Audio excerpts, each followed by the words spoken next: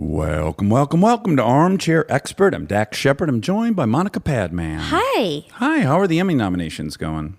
I still only have the one. Oh, okay. But I'm working hard to get more. You're going to get more. Remember when we thought we were maybe going to get a Peabody?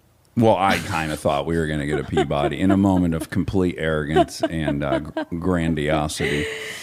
Oh, we're so human. Well, speaking of someone who probably will win a Peabody, Seth MacFarlane, you know him as an actor, an animator, a writer, a producer, a director, a comedian, and a singer. He created Family Guy, that's been on since 1999, 21 years.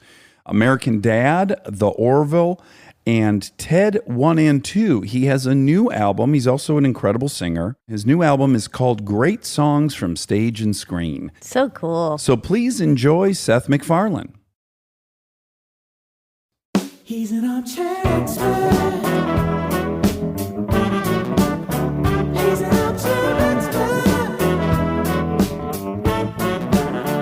He's an armchair expert. Seth, There you're we kind of go. like in the, what was the Danny DeVito Travolta movie? Get Shorty, right? Wasn't the plan that he wanted to be backlit so you couldn't really see him and it'd be more intimidating? Do I Yeah. have that right? I'll tell you what my boss did. Just don't show my face. Yeah, this is hands down the only room in the house that doesn't sound like shit. Now, I want to tell you something. Monica and I looked so much better earlier today. We're sorry. Yeah, we were supposed to interview someone earlier, and then they canceled, and we were bummed because we noticed that we looked pretty good Gorgeous. as far as Zoom quality goes. I think at this point in time, we're all kind of pretty forgiving. Yeah, Yeah. the bar's low. I don't resent you right now, if that's what you're wondering.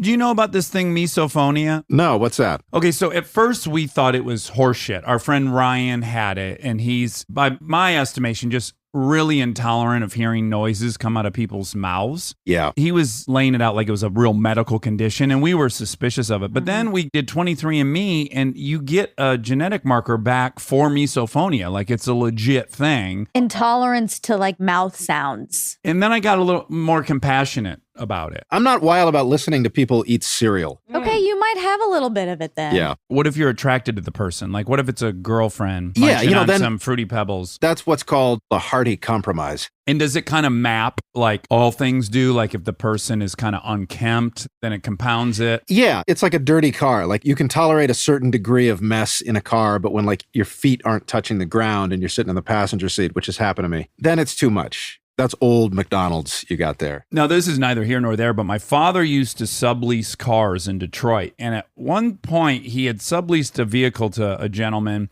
And then the cashier's check he brought turned out to be fraudulent. So they went and repoed the car 6 hours after this person had bought it. When the driver went to move the seat back, there was a full bucket of KFC smashed down. Like half of the chicken was eaten, just bones. Oh, and wow. we were like, who within the first 6 hours of owning their car is like, oh, fuck it, I'm going to put a whole bucket of fried chicken under the... It takes a great degree of confidence in your purchase. Yeah, I mean, I can only imagine what the car would have looked like had the person owned it for 6 months or something. It's almost unimaginable. Day Yeah. one's chicken bones under the car. They got it out of there at the right time. Now, are you still working in quarantine? What's your schedule like? I mean, I am. I'm still doing a lot of writing. I guess you'd call it stockpiling script. It's a very strange time because I don't know whether any of this stuff's going to get made. I don't know if any of it can conceivably get made with given the restrictions. I don't know if we're ever going to be able to shoot a crowd scene again in the near future. And, you know, all you can really do is just keep at it and be optimistic. Now, on the animation side, I would imagine that's the best business to be in currently, right? I mean, it can all go on without a hitch, can it? Yeah, Family Guy and American Dad are still in production. It's still not ideal for anyone. Like the Zoom writer's room Ooh. is something that's just never really worked for anyone that I've talked to. It just doesn't cut it. You know, this one accepted, of course, I wind up hating everyone on every Zoom call I'm on, like very quickly. There's just an inhumanity to it. But did you have a period, like, I'll tell you how I was misled. So I'm in AA, and it's a big pain in the neck to get in the car and go to a meeting and blah, blah, blah. Right. It ends up being like a 3-hour endeavor when it's really only an hour. Do you have to do that on Zoom too? Yeah, so when this first started, my regular Tuesday night meeting switched to Zoom. And the first 3 weeks, I'm like, oh, this is revolutionary. I can turn on my computer, 30 seconds before it starts, and then I'm really just 1 hour commitment. Right. I can see myself going to lots more meetings. And then about 4 weeks of it, I was like, I don't care about anyone in this meeting. These are all people Yeah. I love, Yeah. but I no Yeah. longer care about them. I don't care about Yeah. myself. And I realized, no, there's definitely something happening in person, right? Yeah. Chemically, that is irreplaceable. Even being able to get up and walk around the room and stretch and still make eye contact, there's a physicality that just goes away. And first of all, we've reached the point where no one's really paying attention to the Zoom they're in. Like people are looking off to their phones. Yeah. They're Yeah. doing other stuff on the side. It's a very flawed endeavor. And you're a writer, and what you and I share in common is lots of alone time staring at a computer, right? As a writer, it's Sure. the loneliest, shittiest job someone can have. Absolutely. I don't know if Harold Ramis said this or if he was quoting somebody else, but it was always one of the most true statements about writing is that there's no joy in writing, but there is great joy in having written. Yes, I love that one. And then Lawrence Kasdan, too, I think, has the best quote on writing I've ever heard, which is, writers are people who have agreed to do homework for the rest of their life. Yeah. I really related to that, where like my wife and I would be on a vacation and we're both supposed to be unwinding and relaxing, but all I'm thinking is like, oh, in 3 weeks I owe that fucking draft and I should really be doing this. And there's just no freedom from it. No. And there is a love when you're working on a project, you're writing a project, and you're thinking about it because it's something you're passionate about. So it's not like you're thinking about those financial reports that you got to finish and For sure. turn into your bosses at Merrill Lynch. There's a passion there. I do find the good outweighs the bad, but there is a lot of stress associated with it, certainly. And I would imagine in some ways you and I are more practiced at this than other people. Like, I don't know what your move is when you really got to finish something, but I'm married and have kids, so I go away to a hotel for 4 days and I sit in the room and I have this whole routine. So I certainly have practiced a bunch. Do you feel like you're a little more rehearsed for this lifestyle than others? Possibly. I mean, I have nothing that I would classify as a routine. There are some days that I'll write all day. There are other days that I'll putter around and procrastinate, and then finally at 10 o'clock at night, I'll be enormously productive. I do know writers who have a very, very rigid system that they go by with which they write every day. I'm not one of those people. It just kind of comes when it comes. That's fascinating. I would have imagined you would be a creature of habit like so many writers. It's very disorganized. Okay, I want to nerd out on writing just a little bit more, and everyone will tune out. Dax, there's no TV or movies right now, so this is the most interesting thing out there. So there are parts for me of writing that are just joy-filled. And that's just generally when I'm writing dialogue. I fucking love writing dialogue. It's the structure that I hate. The story breaking is the least fun. That's where it's pulling teeth. You're absolutely right. Once you have that, and it's great, I know what the scene is, I know what the arc of the scene is. Now I just got to make the puppets talk. That's when it gets fun. I'd imagine, too, my old advantage I've had, which is I'm also an actor, as are you. So when I'm writing, I'm talking out loud the whole time. I have to say it out loud and I go, oh yeah, that doesn't sound right. So I need to tweak here. Absolutely. That's sort of writing with your ears, which certainly for this medium is hugely beneficial. The trap that I'll fall into sometimes if I don't do that is I'll write something that to me is, from a literary standpoint, feels really smart and cool. And it's like, yeah, this is going to make me look good. And then I'll say it out loud. And it's like, this just sounds stuffy and no one would say this. No one would talk like this. I couldn't agree more. I'll write like a chunk of dialogue, like a nice 12, 13 sentences. And it's basically what I wish I could say out loud in an argument or something. Yeah. And I just think it's so pleasing to the eye. And then, I say it out loud and I'm like, well, no human being in the history of mankind has spoken like this. And obviously the biggest challenge too, I remember seeing an interview with Rod Serling, I guess was taped in the 70s, where he lamented the fact that he felt like every one of his characters, male and female, all sounded like one person, him. They all talked like him. Because all of this is coming out of your own head and you're trying to guess what each of these different personalities is thinking. Do you find having like a compartmentalized life aids in that, in other characters' point of views? Because I think we all, on some level, have many versions of ourselves, right? There's one that goes back home for you to Connecticut and you're whatever you are as a son, and then, you're as a buddy. And you have these little personas that really you have in real life. And I think if you're kind of aware of them, do you think that can help tap into other points of view, or is that too lofty? Did I just go too lofty? I think what you're describing is much more of a theatrical skill set than a literary skill set. To be able to access all those parts from an on-camera standpoint, it's harder to fake it. I think as a writer, you can cheat a little more. Yeah. Well, I've seen actors on set go, Yeah, no, I get the line. I just want to hear the writers say it. Which is kind of a nice fuck you. It's like, let me see if you could say this and sound like a human being. And if you can, then I'll buy in. Now, I do wonder, I'm so curious about your home because you've basically been unbridled, to my knowledge, by any other input, which could go terribly wrong or it could be Eden. Meaning you own a home, I presume, and you're not married. And I don't know that have you had any real long-term girlfriends that would have had a say in what you did at your house? Yes. Oh, you have? Okay. I mean, as far as decorating, most of my houses have been decorated by a professional decorator that I've hired. Smart. Yeah. I would never trust my own taste to be something that I would want to live in on a day-to-day basis. I got to tell you, when Kristen came to my house for the first time, again, I lived by myself. I didn't have children. I just knew I had a house. It was a new house, and there were lots of empty walls. And I thought, oh, you're supposed to put pictures up. I don't really know what to do. I don't have pictures of myself. So what ended up being in my house, a lot of this is so embarrassing, was like many stills from movies that I was in. And Kristen was like, wow, you got a lot of pictures of yourself hanging up, huh? And then just the moment she said it, it's like the blinders came off and I was like, oh my God, this is so embarrassing. Yes, I have mostly pictures of me in character. You know, again, I have a degree from an art school and I still don't really trust myself to really know good art from bad art. Right. I'm like, oh, I can tell what that is. That's a peasant woman, milking a cow. And that looks like something I might want to have on my wall, I guess. But it's certainly idyllic.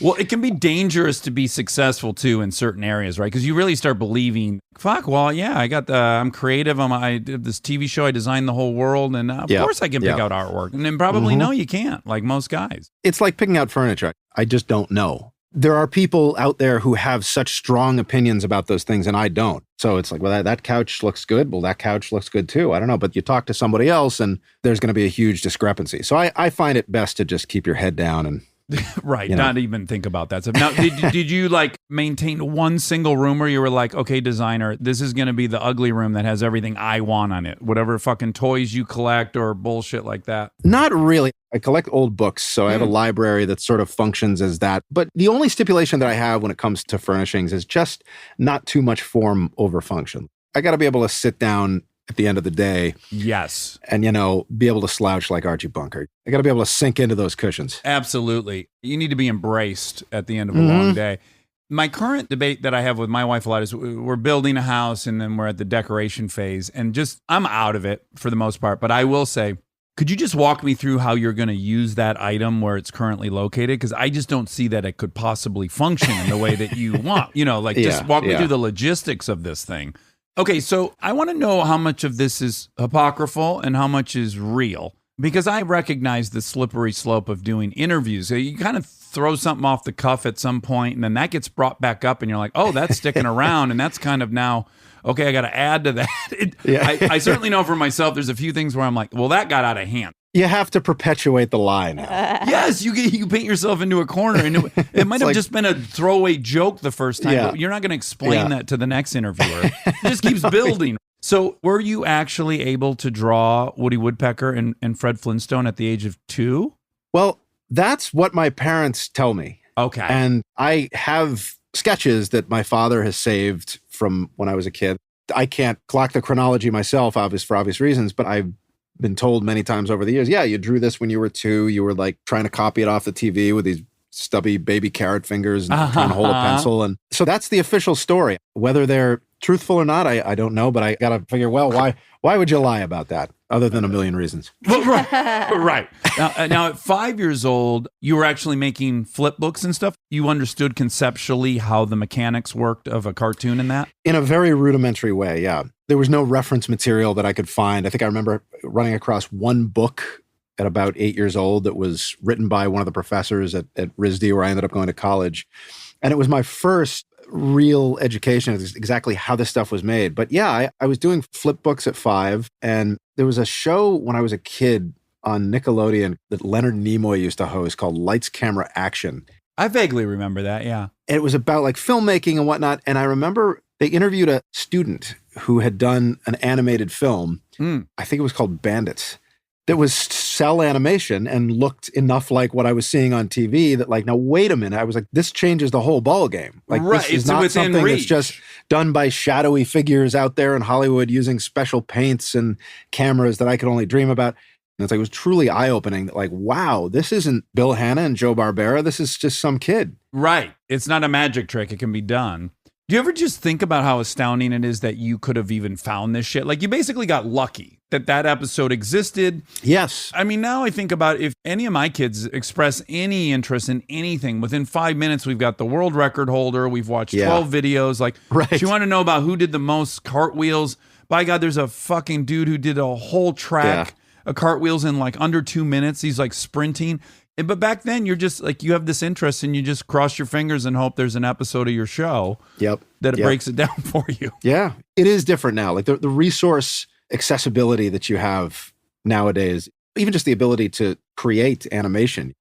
I remember my parents buying me like a used Super 8 camera. I think it was like 8th grade. You know, it had like stop motion capability so you could do one frame at a time. Yeah. It was trial and error. That was all I had to go by. And in some ways, I'm kind of glad of it because it taught me what worked and what didn't. And now this, I guess, is very easy to substantiate that you had an actual comic strip in your local paper at 9 years old. Yep. Now, here's where we're getting into Doogie Howser territory. That's pretty bonkers. How do you go from sketching shit to being in the paper? Yeah. Our local newspaper, which was called the Kent Good Times Dispatch. Sounds like a paper that'd be in the Andy Griffith Show or something. Yes, it was exactly what it was. There was one competing paper for a while called the Weather Vane. I remember on a weekly basis, I would sit down with the editor and, you know, I was 9, so I wasn't completely doing this on my own. Right. Generally, it was a political cartoon of sorts because he would suggest something that might be a funny angle on something that was going on, and then I would sketch it. Oh, okay. So you were executing this editor's... Initially, yeah. And then about a year in or so, I started to say, hey, why don't I just do a few of my own here that just have nothing to do with, you know, current events and are just silly. President Carter. Yeah, exactly. Nothing to do with President Carter. Yeah, so it was sort of an evolving process. It was a small town. Everyone was super supportive. That's one thing I do remember very specifically. It's like it was a small enough town that people knew that I did this and that this is what I wanted to do. And the nurturing of the community was, again, it is all very Andy Griffith. Yeah. How were you doing in school? Were you social? Did the kids think that was cool you were a published cartoonist? Did they kick your ass for that? What happened? I was kind of riding somewhere in the middle. Like I was by no means a jock. I was not into sports. Uh-huh. But at the same time, I don't recall ever getting my ass kicked. Well, you're cute. You're good looking. Well, thanks, Dax. You're welcome. So are you. Well...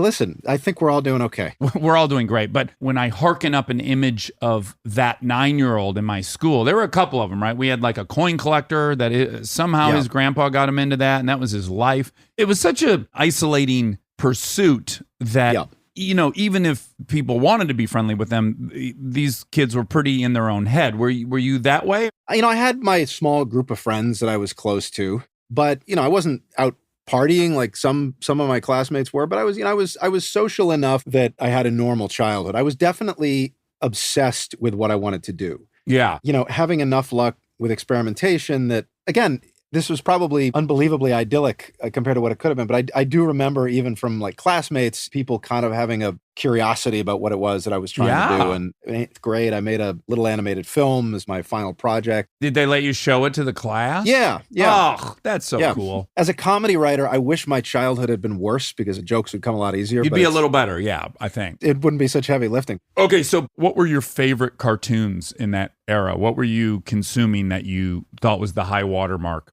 Basically everything. I mean, I was watching Transformers, G.I. Joe, the Thundercats. Oh, sure. The Smurfs, Jason, the Wheeled Warriors. League of Justice? Super Friends. Super Friends. Yeah. But particularly, I never was wild about the Superman only episodes or the Batman. But when they would get everyone together and there's people with weird powers, like Wonder Twins. Same here. When you got like Green Lantern in there, and like Firestorm, He-Man, the Masters of the Universe, I mean, all that stuff. That Saturday morning special that ABC used to do the Friday before, here's what's coming this fall, I just ate that up. Yeah. And were you also interested in comedies in general? Yeah. No, sure. Like Planes, Trains, and Automobiles. Yeah. I mean, it was a wide array. Like I was very into Monty Python. Oh, okay. At the time too. big Jackie Gleason fan. I like looked for anything that I could find with Jackie Gleason in it. Smokey and the Bandit or Honeymooners? More Honeymooners era. Yeah, I'm all Buford T. Justice. That's mine. I live for every line of that movie. Is Buford T. Justice. unreal.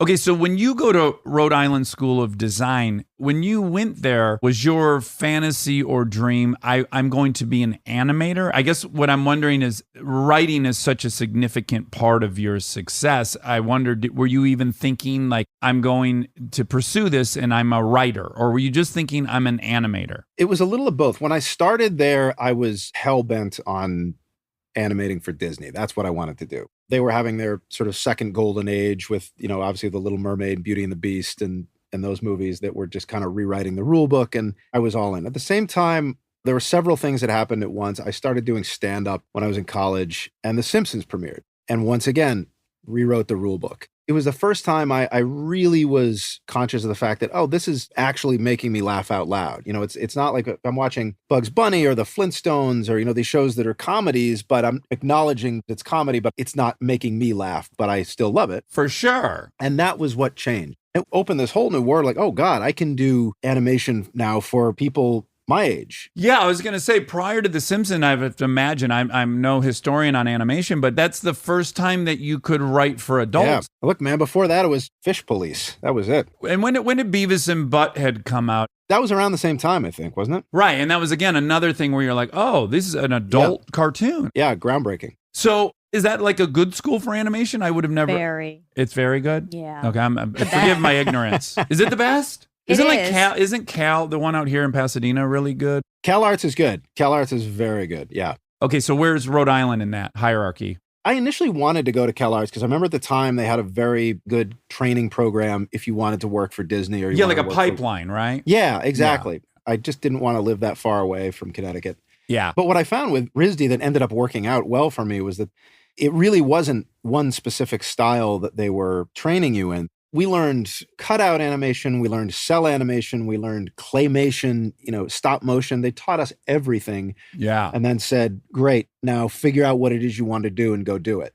And as a result, it's like you come out of there with some options and a real sense of how you want to apply this skill set in the real world. And it really helped with my trajectory, particularly with everything else that was going on. Okay, so I know nothing about this. So again, forgive any faux pas I make, but were you discovering in that process, were there other artists that were better than you? Where like you were looking and you're like, I'm not an A+ at this aspect. Yeah, most people. Okay. Yeah, life drawing, I did okay. I was like in the middle of my class, but I do remember there was that first day of life drawing that if you haven't drawn a nude model before, is just so jarring. And and I walked in and I think we actually did it. We actually put this into Family Guy with Peter where I was just sweating bullets because I'm like, the instructor's coming around and it's like, are you supposed to draw the genitals? Like they're there. Right. I see them. It's hanging there. Yeah. But am I supposed to draw it? Yeah. And I looked over and there was the kid next to me had just drawn like just a very kind of gestural like letter U. Sure. Like a lowercase U. Was it a hanging woman? from the middle of the crotch. It was a guy. It was a guy the first time. Yeah. Penis and balls. Great. Yeah. Great. So there's a lot of rendering to do if you choose to do it. Can I tell you all I would have drawn was the penis and the testicles. I know for sure. Well, you would have deflected from the rest of us. It would have been hugely helpful. So did you draw it? Did you do like a Ken? Just I did. I did what my neighbor was doing. Smart. I just did like just a suggestion. I just suggested the penis. Do you remember if the guy was well hung or not? Because I got to imagine anyone that would volunteer for that must feel a little confident. That's a very good question. I don't recall. And this is like 93-ish or something? This was 91? Okay, so he is hairy. I'm sure he had a full bush. Fall of 91. Yeah, I think there probably was a bush. Yeah, at the height of the 80s and 70s, like if you had enough hair, you might be able to cover everything up. Sorry, I'm staring at and I know people can't see it, but I'm staring at the image behind you on the wall, and it looks like in My Fair Lady, where Henry Higgins would map out his phonetics. Okay. It does look like that. It's a map of spoken Sanskrit. You're going to love What this. is that there? I think this is the first. No one's brought up the picture. No, but what's funny about it is Poster. that my wife uses our space. Let's just be clear. This is Monica and I's attic. She takes that down every time she does press or anything in here. Okay. Because it is a combat vehicles of the U.S. Oh military. my God. So it's every plane and wheeled vehicle and tank that This is we your wife's make. taste in art? No, this is me, obviously. Oh, this. She takes it down. She takes it because down. She takes it doesn't- down. She I takes think it she down. doesn't want to be seen as like jingoistic or pro-war, which I'm not either. I just like Well, machinery. that's history, though. Come on. That's Yeah, exactly. So we always know if she's been in here working because it's always shoved into the corner when we return. I'm Luckily, sorry, Monica Frank. hasn't taken a position on it. I'm a World War II buff myself. So. Oh, so, yes. yeah. Have you read Rise and Fall of the Third Reich? You know what? I just recently ordered on Amazon because I've been ashamed of not having read. That's the William Shire. Yeah, it is. William Shire. It's book. incredible. I listened to it Yeah. on tape, and I bet it was a year of listening. I mean, the Yeah, book just yeah. won't quit. Yeah, yeah. Phenomenal. Okay, so when you leave Rhode Island, you've discovered you're not the best drawer there, but I have to imagine it became clear you're probably the best writer there, or very funny, that the content you can accompany with your drawings, that's your strong suit? I was one of the only people who was working in narrative animation. I do remember that. I wasn't working in abstract. I wasn't doing an art film. I was doing something designed to get me a job in the commercial sector. And so I do remember my instructors who amazing people and subsequently came around and said, all right, this is what you should be doing. When I first screened the student film that I did, it was sort of a rough version of Family Guy, Life of Larry. And they said, we're just worried that you're taking the one chance you have to make that one film that's special to you and squandering it on what is essentially a lot of bathroom humor. Sure. And and then we screened it and it got enough laughs that they said, all right, you clearly have a direction here. Go for it. Well, you have some kind of resolve and conviction because even back when you were 9 doing the comic strip, you did something, a picture of someone at communion, and they asked, can I get a side of fries with this or something? Yes, Which became a little yes. bit controversial in your small town. So Yeah. clearly you, for whatever reason, you're a risk taker, I guess, by nature. Yeah. I remember getting a letter from the local priest saying, shame on you for insulting the Almighty God and those who love him. Uh-huh. Look I'm pro anyone that believes in God that adds value to their life. I'm so for it. I can see it adding value to a lot of people's lives. The one part I just can't help but push back on is you worship a dude that's that vain, that like is Yeah. concerned about Yeah. a 9-year-old making a joke at his expense. I went to a very religious school, so I had to take 3 years. I was not religious, but that was part of the curriculum. You had to take 3 years of theology. There's a lot of very human characteristics prevalent in the Bible that God displays. Even in the worst of the human characteristics. Yeah. Well, particularly in the Old Testament. Yeah, like vanity and insecurity, kill your son to prove you love me. It's all Yeah, that's the trouble that I've always had is that so much of it feels like it comes from the human hand. And again, like I have friends who are very religious, who I'm very close to, but there are a lot of hiccups there for me that are red flags. I just remember that cartoon came from, I remember being taken to church when I was a kid and just being so freaked out by communion. Just seeing the people go up to the altar, kneel down, be fed this little wafer, Yeah. and then everyone drinking from the same cup, which Sure. obviously, now I don't know how they're doing that now. Yeah. I remember like asking, I don't even remember whether it was my parents or the person sitting next to me, what is that? And they said, it's the blood of Christ. And I was like, oh my God, Yeah. no way. Yeah. Even worse, the Oh, body of like Christ. I could drink a goblet of blood, but eating the body of Christ is interesting.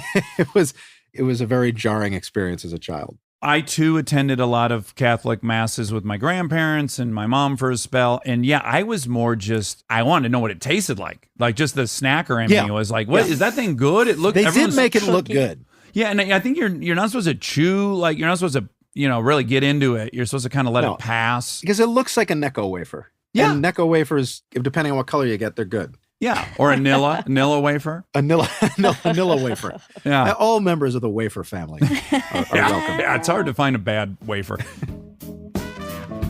Stay tuned for more Armchair Expert, if you dare.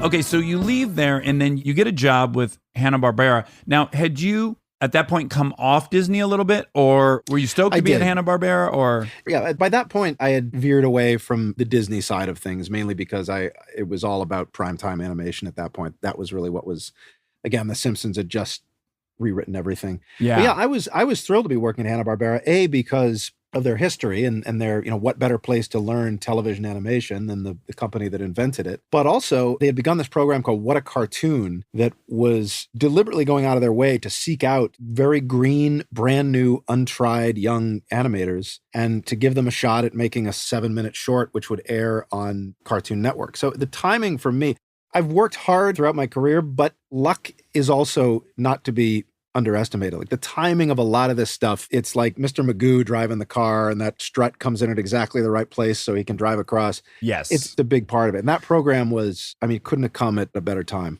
Well, not to brag, but we just interviewed Bill Gates. And yeah, when he starts talking about the number of variables that had to line up perfectly for him to become Bill Gates, it's not just that his aptitude for that would have gotten him where he is. Right. There's just so many little things that, and of course, all of our egos are inclined to write that off because it's not as good of a story, bootstrap story. But yeah, for all of us, right? Luck plays a huge role. You do have to sweat, like you do have to work hard and follow through with things, but it's for sure a combo. You have to do all the things and then get lucky. Right. And have the luck. Yes. Yeah. No, it is for sure a factor. And through that process, I guess you had different roles, right? You were an animator. You also did storyboards. You wrote. What did you learn there that was vital? All of those skills that you just mentioned.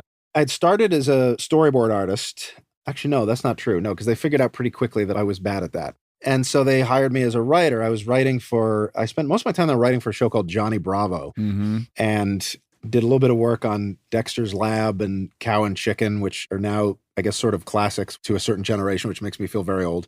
But from then, I got a gig running the writing staff of Ace Ventura, the animated series, which I'm prouder of than anything I've done in my career. I don't know if you're serious or not, because when I read that about you, I was like, I didn't know there had been an animated version of it. That's right. It was a very valuable learning experience, and I'm glad to have had it. So there was that. I did a little bit of writing for Disney for some of their television shows. And then while I was there, the Turner-Time Warner merger happened. So you had all of these people. They didn't know what to do with us. They were all sitting in offices, taking up space, collecting paychecks. And they didn't want to fire their whole creative team, but they just didn't know what to do with us. And I just remember there was about a 6-month period where all you had to do was pitch something once a week and justify your paycheck. I was working on the Family Guy pilot. And were you trying to protect it from that pipeline? Like I've heard stories where like Lorne Michaels owns your characters if you've done them more than twice, maybe on SNL. There's some weird thing. And some people held characters that they wanted to later do in a movie. Yeah, this was sort of a gray area because if you look at that short, Larry and Steve were the two characters in the animated short that I did for Hanna-Barbera. The similarities to Peter and Brian are undeniable. I mean, it's a completely different visual style because it was a different audience and a different tone, but there's so many similarities to those characters, and so that was where it was kind of a gray area, is that I had managed to preserve the characters that I had created and done sort of an alternate version for that short. So I still had them. Yeah. Again, another example of a whole lot of luck to have 6 months where you're getting paid because a company is in turmoil. Yeah. And they don't know what they're doing with their team. I seized on it. I took advantage of it and I was animating like crazy. Like, this is the only time I'm going to have to do a film. That I had pitched it to Fox and they had given me a budget of about $40,000. Yeah, I read that. And an average budget of an animated episode is like $1 million, right? It's not even 5 cents on the dollar.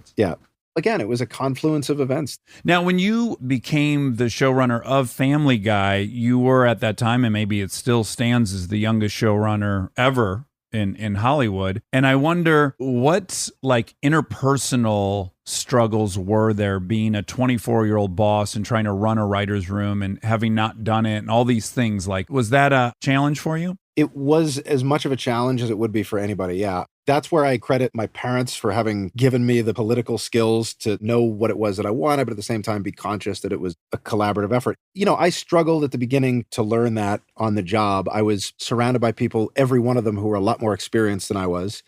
I was with a showrunning partner who was a lot more experienced than I was. Those first few years, there were some clashes. It's the only time in my career that I ever remember having that many clashes. And I think it was growing pains. In retrospect, there were things that I'm glad I held my ground on, and other things I just hadn't learned yet. Yeah. And I think, with any job, you don't get to go in day one and tell people how things work. Well, also when you're 24, right, you're willing to die over a lot of stuff that you learn later in life. It's just not worth it, but it's exactly. You learn that the hard way. Pick your battles is there's one lesson that I've learned in this town that applies to everything. Less is more, and pick your battles. I would say those would be the two. We're seeing it on a large scale. Like we're in a country where every battle, large or small, is dialed up to an 11. Yes. And so the ones that are important and that are big are diminished because everything is at that level of intensity. So that was probably the most significant thing that I learned. Whether you are starting your own company or whether you're in Hollywood working or whether you're in government, if it's your first day on the job, you got to listen as well as talk. Yeah. Now, I do intend to spend the rest of this interview just talking about Seth Green, if you're comfortable with that. Sure. I just adore him so much. I got to do my first movie with him, and he was just so generous and kind and taught me all the ways to act. And he's just the most lovely guy in the world. And I wondered, when you cast that show, like, you're in a much different position now. Like, if you were to cast a show now, everyone wants to be in it. There's some likelihood that it's going to go 350 episodes, you know. But I have to imagine at that time, you were in a much different... Have you seen Dads? No. I just countered your argument. Go ahead. Oh, okay. Whopping 6.5. Okay. Well, when you were casting that, were you getting all your dream people? Not necessarily. I mean, I do remember even at that time having a sense that I didn't want to cast a lot of celebrities. I did have sort of a dim awareness that when I was seeing Pocahontas Mel Gibson was in that, right? Is that the one I'm thinking of? No. Oh, yeah. I don't know, Didn't he do but one I of the think you're right. Didn't Mel Gibson do a voice in Pocahontas? That sounds right. Even if it's not, it sounds right. Yeah. Let's pretend that that's the case. Yeah, That, it is. You know, I'm conscious that I'm seeing a character moving his lips, but I'm hearing Mel Gibson's voice, and there's a disconnect. Right. Because I know who Mel Gibson is, for better or worse. Yeah, even when I see him acting now, it's just somewhere in the very deep background, I'm hearing the rant in Malibu. It's like, it's just exactly. Slightly in the background, I can hear it. Yes, no, it's true. But, you know, when I'm watching King of the Hill or The Simpsons or Beavis and Butthead, you know, I'm not seeing Mike Judge because I didn't know what he looked like. Right. He wasn't famous in that way. So I was completely immersed in those characters. And that was a distinction that I remember making at the time. So I didn't really want to populate it with a bunch of famous people. I remember William H. Macy auditioning for Brian. Oh, wow. Looking back in retrospect and like what arrogance I had to say, no, it's not working. I'm just going to do it myself. Well, I was curious about that. Did you get any pushback on a network level or studio level for doing as many voices as you did? Did they want you to focus on the creating? The only reason I didn't is because I had a piece of film to pitch them that also functioned as sort of an audition, and it was working and they were laughing, and he obviously has a handle on it, so let's not mess with it. Yeah. But, you know, I mean, Alex Borstein, who does Lois, was suggested by one of the Fox executives at the time, said, hey, we got this really talented comedian who's on Mad TV. She's willing to do it. Part of it was sort of this hodgepodge of people who were available, people who they could get and not have to pay a lot. Yeah. Seth Green, what was cool about what he did was, you know, the character designs were all complete. And I didn't really know what I wanted Chris to sound like. I just knew he wasn't going to be that bright. Yeah. And people would look at the design and, you know, 95% of these auditions were people doing surfer guy voices. They would look at the design of Chris and go, oh, he's got long blonde hair. He's got the hat. He's a surfer. Yeah. And so it'd be a lot of like, hey, dude, a lot of like Ninja Turtles kind of stuff. Hey, little Ripper. Exactly. Exactly. And so here comes Seth Green, who out of nowhere does Ted Levine in Silence of the Lambs. I was going to say, he has told me privately, and I assume he's told you who he's doing. Yeah. It just made us laugh, and it was different. It just felt fresh, and that's that story. Yeah. How about Mila? Well, Mila came in and sounded like a teenager, and it just fit the character, and it felt real, and it felt authentic. And so we gave it to her, and she's been doing it ever since. Okay, so now as the show evolves and it becomes successful, I'm wondering, this is potentially a trap, because I'm going to ask you to say what you're best at, but is it the writing or is it the voices? You prove to be so quintessential on the performance side of it, and I think so much of the success of the show is built from that, but also the writing obviously is kind of king in that format. What do you think you ended up thinking, oh, this is what I should bet on in myself? As far as leaning into writing as a career? Well, you have all these components to the job, right? You're doing, you're overseeing the animation, you're running the writer's room, you're writing yourself, you're also then performing. And I'm just wondering, which of those things did you think you proved to have a real knack for? That's a good question. I mean, look, some would say none. Okay. I love all of it. That's a tough one to answer. I guess what I'm wondering is, which one of those things shocked you? Did any of them shock you? Of like, again, you start because you love to draw and you want to replicate what you saw on a TV, and then it just keeps evolving into these other aspects of the career. And I would imagine some of them had to be like kind of shocking, like, oh wow, this comes really easy to me, and that's not even something I was really. Not that any of it comes easy. If anything, the Orville is probably the easiest writing job that I've had because I'm not sweating over jokes. The interesting thing about animation is it's the one art form that encompasses so many different types of artistry. I mean, it's visual art, it's theatrical art, it's musical art. Mm-hmm. It's all these different disciplines that are mixed together. Even just, the use of an orchestra every week on Family Guy still remains arguably the most pleasurable part of that whole process. That stems from your own proclivity, right? You love music and you're like, fuck, if I can do this, I'm going to do this. Yeah. And I do think there's a difference. In college, I was aware of what shows were doing it and what weren't. I was aware that The Simpsons was using an orchestra. I was aware that Warner Brothers was using an orchestra for Animaniacs and, the animated shows that they were doing. Yeah. And I could hear the shows that weren't, and there was a difference. And that was something that was very, very important to me. And I think it's the only reason that Family Guy is able to do those musical numbers. I don't think people would sit still without them trumpets. Right.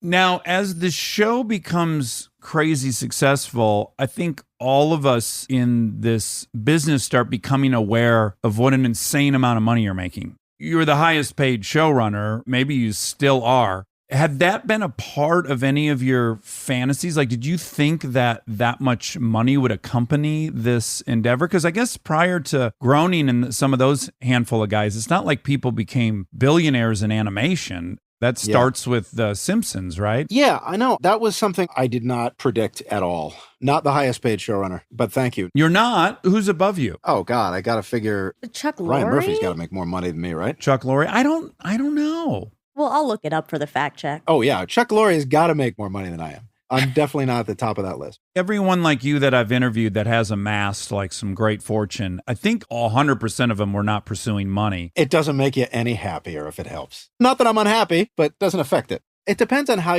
some people take it and cocoon themselves with it. I tend not to do that. I mean, your house is a little bigger, your car is a little nicer. Air travel is the only thing that does get a lot easier. Right, But yes. other than that, it just depends on how you want to treat it. I mean, it's like if you're hoarding it, that's one thing. If you're finding constructive things to do with it and giving to charity and all that, then that's another way to go.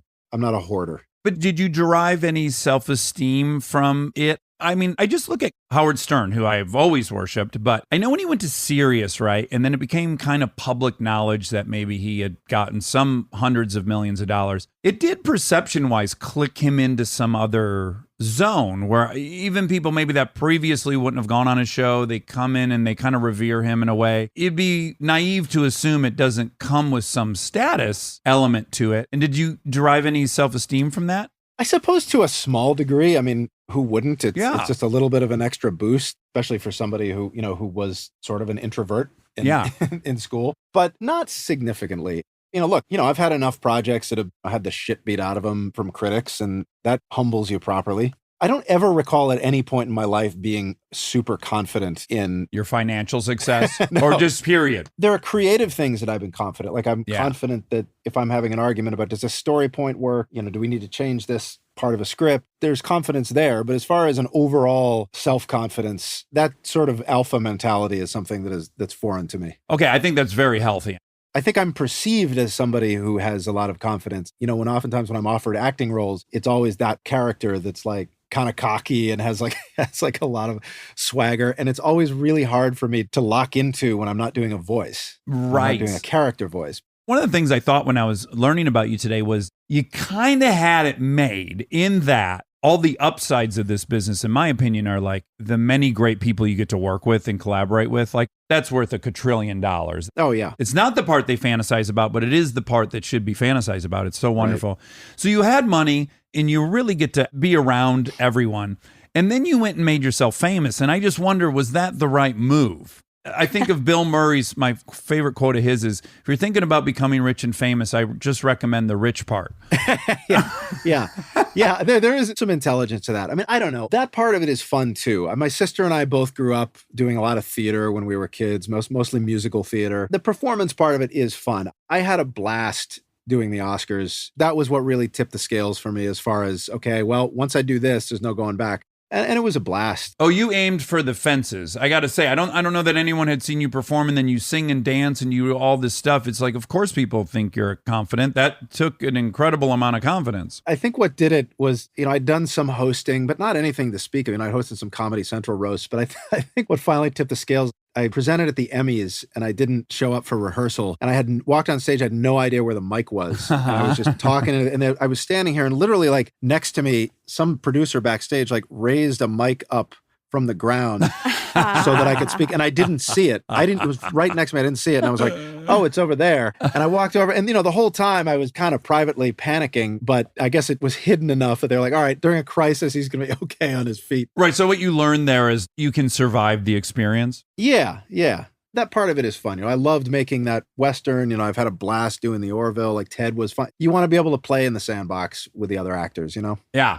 Okay, now what I'm most interested in on this show is, I can't relate to someone who wins Emmys. I don't relate to gold medal winners. I relate to people who get humbled a ton. I've had that experience a lot. Well, me too. Yeah, I think you can learn the most about life and the person with the humbling things. So I do wonder, you were on such a trajectory, right? I mean, between Family Guy being so successful and then American Dad being so successful, you're going to have your 300th episode of that. And then you do Ted, which is the biggest R-rated comedy, I think still, which is incredible. Not still. Not still. I think we've been knocked off. Chuck Lorre again? Didn't 21 Jump Street knock us off the list? I don't know about that. Something did. Something did. Okay. Well, suffice to say, incredible run. And I want to know what your internal monologue is at that point. Because I just got to say, personally, if I had that many hits in a row, I would really pretty much think, oh, I know what people want to see and hear. I figured it out. I think you'd be foolish to not think that. Well, that's where the longevity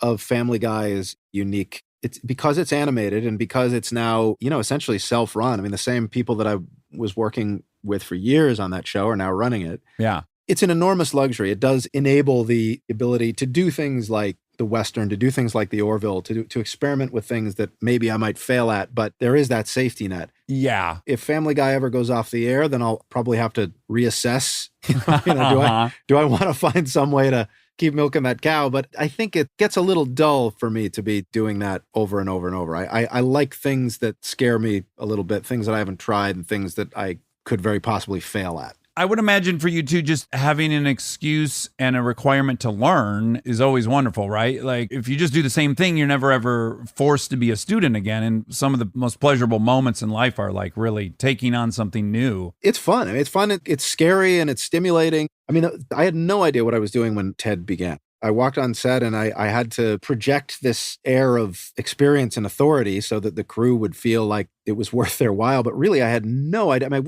I whispered to my DP, like, okay, so what's an over? Yeah, sure. What's the difference between this lens and that? Like, what's a 50-50? Like all these terms that now use every day, but I had no clue. Yeah. And is it easy for you to acknowledge your ignorance and ask for help? Yeah. Well, luckily, that part of it, I was well aware of I know how I want it to look, but as far as how to get there with this unfamiliar technology, the idea of coverage was foreign to me because I had come out of animation where you planned every shot a year in advance. And so I didn't want to shoot any coverage. I was like, what are you talking about? That's how I'm going to cut it together. We got this shot. Right. We got that close up. That's all we need. We don't need a wide shot. That was something, thank God, between my DP and my producer who said, trust us, just get it. There's no harm in having it. I far preferred to learn that lesson in the editing room where you have nothing. I'm like, are you kidding? I didn't shoot. All I shot was a wide. Boy, was I confident. Yeah. Nothing. This is it. Okay, now my own personal experiences, I would write, when I was at the Groundlings, I would write, 6 sketches a week. Some of them were hits and some of them ate shit. And I have to say, I was not a good judge of that at all. And the ones that were hit, I felt the exact same way about the ones that not one person related to. So I learned quickly, it's like, I know what I think's funny, but boy, there's a broad spectrum of who's responding to that. And I wouldn't even know what one to bet on. Yeah. To this day, I have the same experience. That audience screening, it's like workshopping material if you're a stand-up comic. There's no way to tell in isolation. Yeah. So I guess and again, this is not to like in any way try to embarrass you, but when A Million Ways to Die in the West comes out and it doesn't reach the bar you've set with Ted, what's the fallout? Do you have a couple months of being blue? Are you quick to write it off because you have the safety net? Like, what's the experience of getting over that? There were several facets to that I had to process at once. One was my friend Jon Favreau pointed out, look, you're going to get to a point where they're just going to be gunning for you. Yeah. And it's going to be your time to take a beating. And the Oscars and the Western, that was my time to take a beating. You just got to take your lumps. Did you get beating from the Oscars? The numbers were great and the crowd was great. The next day, the people writing articles. Yeah. But my cousin used to do these deep dives into box office. And he's like, well, wait a minute. Brad Pitt's movie cost $70 million and they had an opening weekend of $20 million and your movie cost $40 million and you had an opening weekend of 17.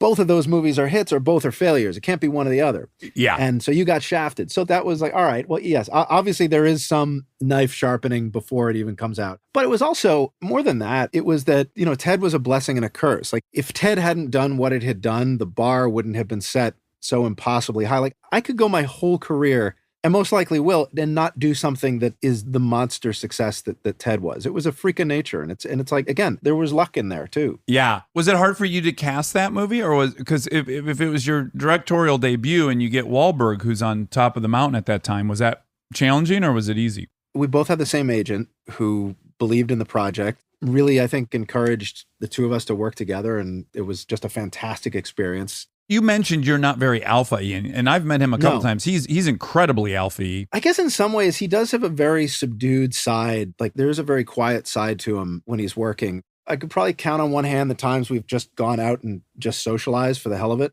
Our working relationship is like an absolute dream. Like it was just the smoothest thing. It was clockwork. He was just fantastic and so funny and so genuine. Initially, we wanted to cast a comic in that role, like a Will Ferrell or a Seth Rogen. Sure. Whether it would have worked as well, I don't know. But with Mark, he wasn't coming at it from that direction. It was very heartfelt, it was very earnest, and it was very dramatic in a lot of ways.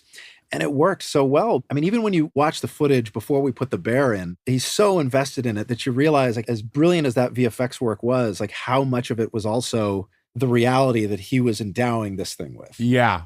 Oh, he can be brilliant. Him and I Heart Huckabees is just incredible. But I do think there's like, back to the luck thing, right? Yeah. The fact that you're probably not super alpha and that there was no competition for what lane either were you were in, and the fact that maybe he felt a little vulnerable because it was comedy and a much different swing, that's the kind of thing, right, you can't orchestrate that, again, goes back to luck a little bit. Like maybe it was just the perfect pairing in that way. I've had a lot of good luck, if you want to call it that, with collaborators in this. Like, I'm trying to think if I've worked with anyone who I've had a terrible experience with, and I can't think of one. Well, isn't that says a lot about you, right? I was listening to Stern the other day, and I love Steve Miller, and I was so bummed. Every single story he told, the punchline was that person was an assoul and tried to fuck me over. And I just thought, at some point, if you've got 60 stories, it might be you, It's, you might be the problem. Because I've had my ass kicked after writing and directing and starring. And for me, it was a very hard regroup. And I think for me, a lot of it, and I would imagine it would be even more tempting for you, which is just like, too much of my life is easier. Do I need to go through this beat down? I don't think you can help but ask yourself that question when you do take it on the chin. You're just like, oh, is this worth it, putting myself out there this much? I mean, it's also the thing that every comedian or every actor or every director or writer goes through. You can get 1,000 good reviews and one shitty review, and that's the one that you focus on. Sure. Because it confirms my own story about myself that I'm an unworthy exactly. piece of shit. Yeah. Right. Because you think, oh my God, they've discovered I'm a fraud. And it's hard to read negative reviews of things that I've written or things that I've directed. And my brain does kind of go to the place, well, man, this guy's got an axe to grind with me personally. Yes. I don't know whether that's really the case or whether it's because it's being written about me that's how I'm perceiving it. I remember when Ted came out, we got a really good review from Roger Ebert, which made me so happy because I'd always been a fan of his. Yes. Ever since there was a movie in the 80s that came out called Back to the Beach with like Frankie Avalon and Annette Funicello like reprising their roles in the beach movies. And it was kind of panned, as I recall. But Roger Ebert, I remember, wrote this great review of like, here's why this works. And I was like, man, this guy kind of thinks out. He marches to his own drummer. He's really using his own critical thinking skills and not just going with the herd. And so I wrote him an email and said, hey, I don't know if this is like a faux pas in this business, if you're allowed to I was very cool to get a good review from you. And he wrote me back and he's like, look, if it makes you laugh, it's funny. If it turns you on, it's sexy. That's what Siskel used to say. And Ted made me laugh. And it was just like the best response that I could have gotten. There's a Pulitzer Prize for criticism. There is? Yeah, that one shocked me. Oh, wow. I didn't That one know shocked that. me. Oh, wow. I had no idea. Well, now I want to write some criticism. See if I can't. That's the only way I'm going to win a Pulitzer, I think. By the way, the Orville sits at 100% on Rotten Tomatoes, so I have nothing but the highest regard for the work of the Hollywood critic. Yes, and they're very right in that case. They couldn't be more right. Yes, they could not be more right. Now, one thing I've liked about you, and I could see this going the other way for haters, which is, I'm sure for some people, they're like, wait, now you're going to sing. Now you're a singer. I'm the opposite. I'm like, oh, here's a guy who has stayed true to himself, which is you have this whole world of success, and yet you're a fucking space nerd, which I love. And so you're like, I'm going to bring Cosmos back. I think that was so great. It actually made me very interested in you as a person simply because of that. I thought, oh, this is great. This is counterintuitive. And I too share a love for that property. And I had a really funny experience where I was on the Fox lot and I went to grab a little bite before a meeting, and I'm sitting there eating, and I turn and I look to the left, and there's a monster eating next to me. A really cute monster. And we start chatting, and I was like, you got to still love this about show business. Like, you can turn to your left and there might be a cowboy or a monster sitting next to you at the commissary. Yeah. There's something really cool about it. And she was on your show. And so I think that's how I learned of Orville. You'll be starting your third season whenever that Yeah, can we happen? were halfway through our third season when all this started. And so we're currently trying to figure out, like everyone else, how to get going again. But Yeah. we'd like to finish. But again, I really applaud that you were like, no, I'm going to do all the things I'm interested in, and I'm in a position to do that. So I'm going to do it. And then, it's successful. You got nominated for an Emmy last year? Yeah, for me, that show was like, I just missed that kind of show on television. Look, huge success. What do I know? Yeah. I was kind of Hunger Games out with like the negative dystopian, like this is how horrible the future is going to be. And, great. I've heard the cautionary tale about 1,000 times. I hear you loud and clear. There has to also be room for the blueprint for what can be achieved if we do things right, if we go the other way. And that was very prevalent on TV in the 90s, and it just is gone. Look, like growing up, those shows were influential to me. Well, I'm sure you've heard the explanation. I buy this explanation, which is generally in times where we're very optimistic and feeling positive about public life, you generally will get lots of anti-heroes work, right? And then the times that are very scary, i.e. the Cold War, the shows that you're talking about were like Cold War shows. And then now people are very scared and there's lots of divisiveness. And for some reason, all these anti-heroes kind of went away and now kind of more positive stuff is being embraced. Do you buy into that theory? Well, I don't know, because the 90s were as prosperous a time as I can remember in recent history. And the Clinton era? Yeah. I mean, just as far as like the economy and like, God, like even in this town, like the deals that people were making, it just doesn't happen anymore. Right. But post 9/11, you started getting a lot more shows like 24, which I was a huge 24 fan. Oh, yeah, it's awesome. Love that show. But I don't know, maybe there's a pattern. It's a hard one to see because at the moment I see a lot of dystopian fiction and a dystopian world at the same time. Still. So Well, Handmaids is pretty uplifting. And that's doing well. It's got there's some good musical numbers in there. It's a lot like Glee in that way. Some good morals that we should pursue, some ethics. Yeah. Stay tuned for more Armchair Expert, if you dare.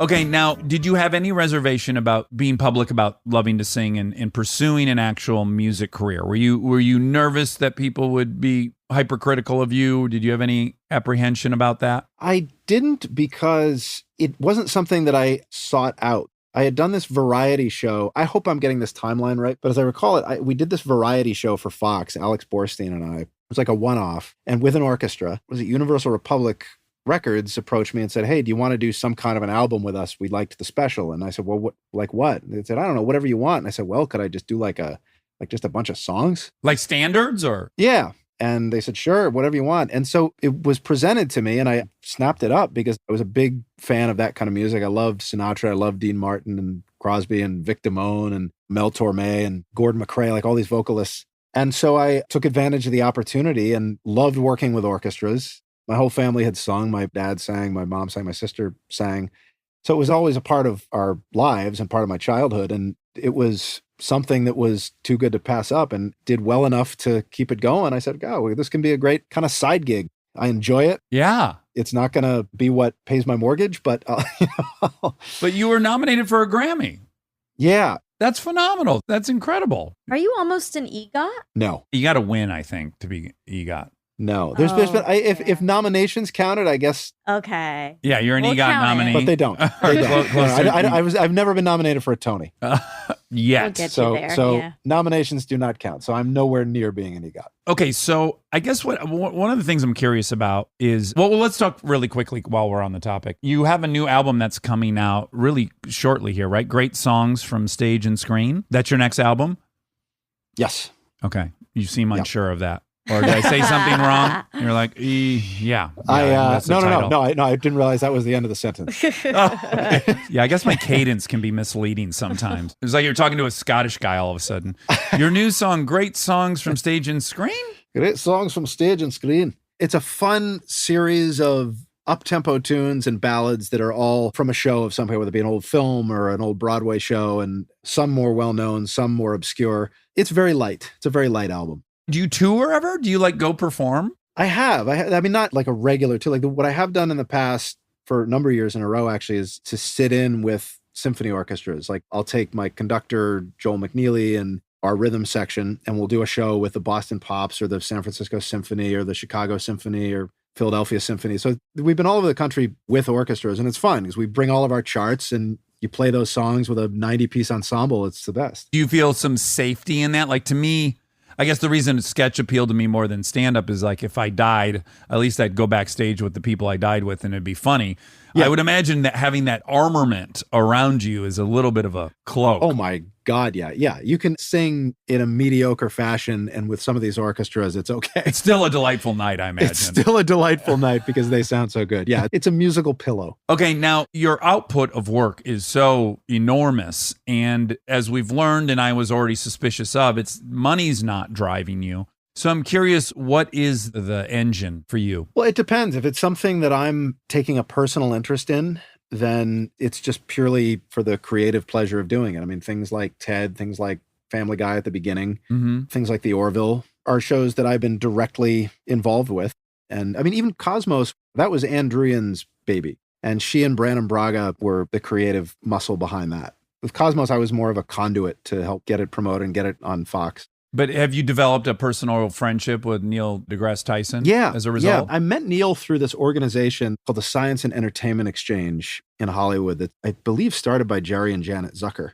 The idea is to introduce writers to scientists. Yeah. Because so much of America gets their science from fiction. Yeah. And so we might as well get it right. There's sort of a sense of responsibility. So I met Neil through that, and I had lunch with him in New York, and I said, I'm at a point where there's a little bit of disposable income here. What can I do? How can I help to expand the enterprise of science? And he said, well, we're talking about doing a reboot of Cosmos for the Discovery Channel or wherever it was. And I said, well, okay, well, maybe I can help there. What if it was where a lot more people who need to see it would see it? Yeah. And so that was Fox. And that's how I met Ann Druyan, who's probably the smartest person I know. Oh, that's saying a lot. She is, I would say, a legitimate genius. Uh-huh. And yeah, and it's a labor of love. And so something like that, it's more of a, I suppose it's a public service. So it's like your interest, some call to your community. Is validation in there? Are you human? It doesn't, you don't hate it. you don't hate it. So it was, I mean, look, so with something like Cosmos, the real validation comes in, will we see an improvement in that facet of our society? Will we see more of a interest and a trust in science than we have in recent years? As the public works, right? Yeah. If that show can push us even a small amount in that direction, then it'll do some good. Yeah. Okay. Now I'm going to air one of my own insecurities. Okay. You ready for this? Sure. So, as I'm sure has happened to many actors, you'll find out you were made fun of on Family Guy, right? So someone will like tweet you basically, right? So yeah. I'll get like a barrage of. Did Family Guy make fun of? I'm grabbing a water. Yeah, grab a water. I'm listening. Go ahead. Grab your heart monitor and a water. All right. What do we do? What do we do to you? Well, I'm gonna try to walk through this in the most AA way as possible. So I'm just starting with acknowledging this is all my baggage. But okay, so I learned that I was made fun of on Family Guy, and to tell you the truth, I can't even remember what it was. Do you remember what year it was? Was I there or was I gone? This was probably 7 or 8 years ago. Oh, I was gone. Okay.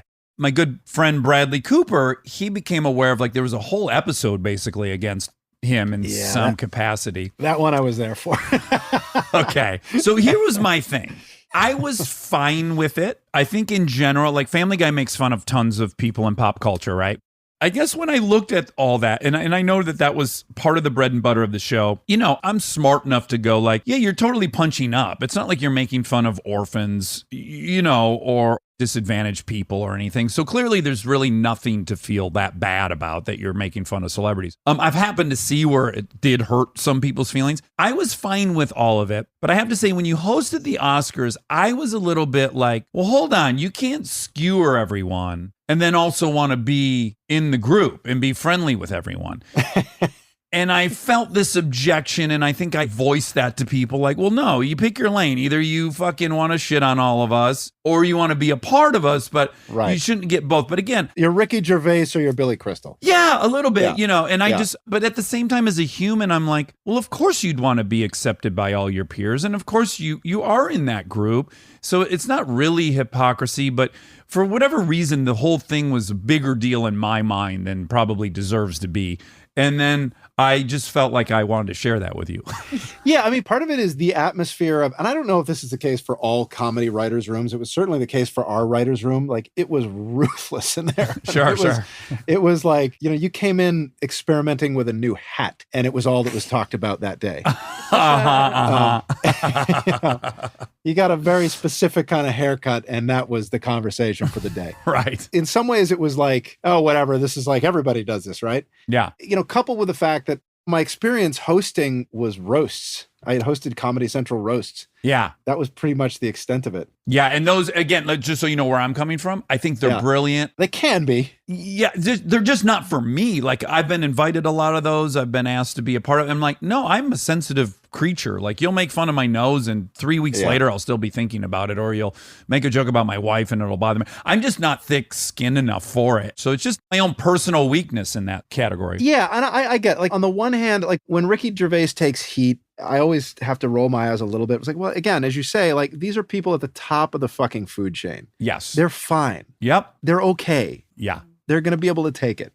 I guess it's the tone of it. It's one thing when it comes out of an animated character's mouth. It's another thing when it comes out of a person's mouth. South Park is a good example. Like, their 2-parter that they did about Family Guy, I thought was very funny. Those guys are very talented and very funny. There was a 2-part episode they did. I can't remember what it was called, but it went after the cutaways a lot. Yeah, I was going to say their beef with you is that you do flashbacks. Right. Yeah. So half of it was like you were 100% accurate, and the other half was, that doesn't, I call foul, because the cutaways themselves, look, that's what 30 Rock did. Oh, yeah. That's the style of the show. They got it ass backwards a little bit. It is a lot easier when you write to expound on a theme page after page rather than having to come up with a whole little mini world. Essentially, those cutaways, it's like creating a little Far Side cartoon. Right. It's a lot more work than you think. Yeah. But where they were on the nose is the setups were getting lazy. Like, Family Guy was like making these left turns that were just non sequitur. Yeah, but so non sequitur that it was like, this gag is so funny, it's got to go here, and it doesn't matter how the fuck we get there. Sure. So that I was like, all right, that is 100% fair play. I had read an interview with those guys years ago where there were some less than kind things said about our writing staff, and it's like, well, now wait a minute, these are guys that are like making less money than you. They don't have the megaphone that you have. Yeah. Take shots at me, but not at my staff. And so that to me is the difference. It's like when it comes to, how you go. I mean, look, you could very easily make an argument that Bradley Cooper gag was so uncalled for. It would take me a minute to figure out how to construct my defense. Again, the only thing I can really point to is that that's what the show does. That's kind of its style of comedy. It just takes pot shots at famous people. Yeah. By the way, can I admit to you, I did it. Yeah. I made fun of the cast of The Expendables because I had a movie coming out against it. And I was saying that, sure, their muscles are big, but I don't know if steroids do anything for your tendons. If you notice, they don't ever run anymore. They just kind of like, get over here and lay in my bed and I'll fuck you up. So I did this whole kind of impromptu. I didn't plan it. But I had a lot of people going like, you fuck, they were so mad at me. And I'm like, really? I can't make fun of Sylvester Stallone, the all-time alpha male of Hollywood? Well, but that's where Hollywood kind of eats itself. That's where comedy is being sort of annihilated. I mean, it's like you make a joke about anybody in any capacity, and it's like, oh, that's mean. It's like, no, they're fine. They're rich. They're millionaires. Yeah. I agree. Like I said, you were always punching up. You're dealing with people who are at the top of the food chain. It's like, I think, now I'm having trouble coming up with a celebrity that I don't want to upset. I think John Voight's going to be okay. Yeah, he'll live. And guess what? I lived. Everything's fine. You know what it was? Well, here, I can get closer to an AA part where I can acknowledge my real own thing, which is I worshipped Vince Vaughn. And somehow in my worshiping of him, I collected stories about him that I would hear, and then I would repeat them to people. And they were derogatory in general. And it was this weird mix where it's like, I worship this dude, and I think I felt very intimidated by him, and I can't do what he does, and I'd like to be able to do what he does. So I'm like perpetuating some weird rumors about it. I mean, this is all I've come to realize. It's so fucking embarrassing. So you were the person starting those rumors. Yeah, so I think I see, well, I may have projected to you, which is something I suffer from, which is like I felt excluded from this club, and I gathered kind of details about them, and I would be critical of people, and I very much wanted to be embraced by them. That's just my own story. So I guess maybe I projected that onto you. Yes, I'm Donald Trump, Donald J. Trump. That's a weird dichotomy when it comes to him. It's like, I do think there is a secret desire to be embraced by those people. It would be so easy for him. Yeah. It would be so easy. Just do the right thing. Yeah. It's so simple. Are you happy I brought that up, or did that make you uncomfortable? No, at this point in my career, no, I'm happy to talk about anything other than the usual questions. Let me put it that way. Have you ever had, though, like Stern has run into this over the course of his life, as his status ratcheted up, he's now like at parties with people that he's skewered, or had these public feuds with. And he's always been very open about when they buried the hatchet or this or that. And I do think in his defense, because I love him, it's like, well, you got to separate what was the bit on his show. He's got to fill 4 hours a day, and what he may really feel about somebody. And then there's been these come to Jesus moments where he's repaired. So I just wonder, have you moved through Hollywood and occasionally bumped up against someone that was sincerely hurt by the show or something? Yes. Like what you've just described it's a very nuanced thing that is not as black and white as I once thought it was. And a lot of it depends on context. It depends on what was said, what the joke was. There's so many factors. Is this someone you know? Is it someone you don't know? A script will come through oftentimes on Family Guy that I'll be asked to record, and it's got some jab in there at someone that I know or know well, or who has expressed to me that they love the show. And it's like, guys, let's not do this. This person is, I don't want to look this guy in the eye and have to weakly say, well, it's not me. I'm not there anymore. Right. But I will say 99% of the people that I've run into who have been made fun of on the show have been super cool about it. They've had a great sense of humor. Oftentimes what happens is they'll wind up on the show. Oh, really? Yeah. Marley Matlin got a hold of us and said, hey, thanks for making fun of me on the show. Can I be on the show? And we're like, yeah, come be on the show. Well, in my own case, I got to say there's like part of me was also flattered. I'm also flattered. Like, I guess I'm relevant enough that you could make a joke on Family Guy about me. So in some ways, that's a huge compliment. And if I focused on that, I'd probably feel great. I mean, there you go. It's like people know who you are. So you're talking to somebody I have not written on that show since about 2010. So I'm really reaching back to like where my mindset was when I was working on it. But that is the good thing, is that 9 times out of 10, it really is met with good humor and a good attitude. There was one instance, I was at a party. I had just seen the movie Splice, which I thought was really cool and really different and fun. And I approached Adrian Brody. This is great. It's funny you bring him up. Go, yeah. And, I said, I hope there's no hard feelings, because we had taken a couple shots at him on Family Guy, and he was not thrilled, as I recall. And I just remember at a certain point, like turning to Forrest Whitaker, who was standing next to him, going, help me out, Forrest. You know us. We're good guys, right? And he's like, I'm staying out of this. And so that's one instance. And again, I'm sure if I ran into him now, he would laugh about it. Okay, I want to close things up with, I just want to kind of commend you for a couple things. Well, one is Alex Sulkin. I only know him from Twitter. He's one of your writers, yeah? He is, yeah. He's running Family Guy. Oh, he runs it. Any objection to Family Guy, Alex Sulkin in 2020 is the guy to talk to. Yeah, he's one of these people I just discovered on Twitter and fell in love with. And then I found out he wrote for Family Guy. And then I was like, oh, well, this is complicated. I think my feelings are hurt by it. And this guy might have written a joke, and I think he's brilliant. So what do I do now? Yeah.